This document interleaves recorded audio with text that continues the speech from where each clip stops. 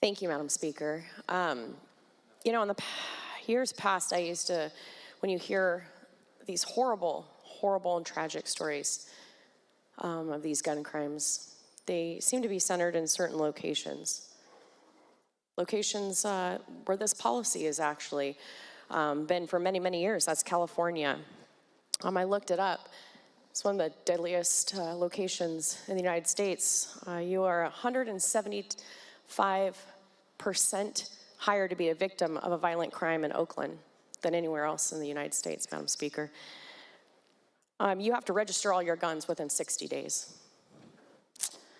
Madam Speaker, in Detroit, 48 out of 100,000 people are victims of violent crimes, and you have to register all your guns within 10 days. And Madam Speaker, in Chicago, you have to possess a firearms owner identification card.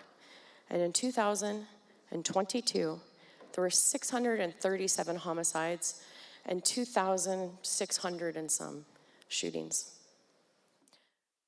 Madam Speaker, if this policy made anyone safer, it would have done it in these other states, in these other locations where this exact same language is placed on the books. But it's not. Madam Speaker, I'd like to mention a couple other statistics. In the state of Washington, your firearms death from the year 2020 for the CDC is 10.9 out of 100,000, and that includes suicides. Yeah, that's a lot. Unfortunately, Madam Speaker, before the Blake decision, it was 22. 10 for firearm deaths and 22 out of 100,000 for overdoses. That number has skyrocketed. The CDC hasn't updated its website. I will never tell you a statistic that hasn't been from a federally recognized group like the CDC. But that number is skyrocketing, and it's shocking.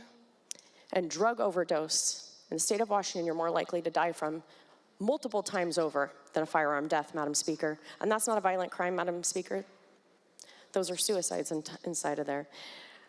So, Madam Speaker, if the point of saving lives, we need to criminalize drug use to save the next generation because those drugs are in our schools. Madam Speaker, if the point to saving lives, we need to criminalize the use and possession of illegally obtained weapons. Madam Speaker, if it's to save lives, then why hasn't done it in all those other states? I want to save lives too, Madam Speaker. I want to have an open and honest debate.